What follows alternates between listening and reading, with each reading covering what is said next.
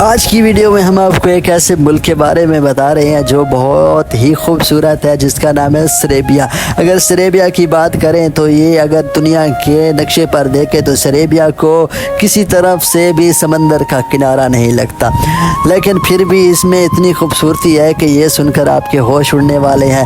سریبیا کی لڑکیاں بہت ہی خوبصورت ہیں، جس طرح اس ملک کی خوبصورتی ہے اس طرح اس ملک میں رہنے والے لڑکیاں اور نوجوان بھی بہت خوبصورت ہیں۔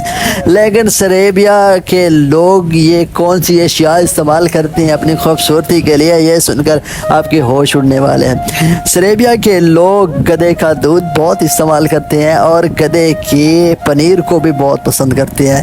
اور یہاں کی اگر بات کریں تو سریبیا دنیا میں تقریباً 70% پوری دنیا کو پھل فروٹ اور سبزیاں مہیا کرنے والا ملک ہے۔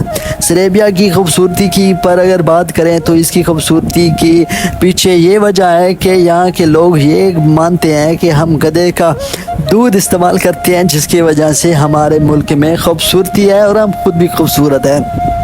یہاں کی اگر آبادی کی بات کریں تو یہاں پر آبادی بہت ہی کم ہے، یہاں پر لوگ بہت زیادہ کم رہتے ہیں اور اسی آبادی کو بڑھانے کے لیے بھی یہ بہت سے طریقہ کار کھیلتے رہتے ہیں۔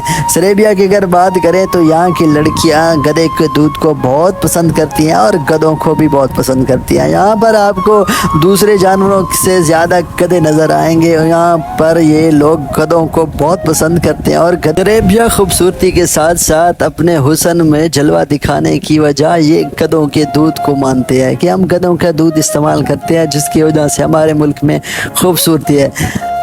بہت سے لوگ تو سریبیا کے بارے میں یہ بھی کہتے ہیں کہ بہت سی لڑکیاں گدھوں سے ہی شادی کرتی ہیں اس ملک میں۔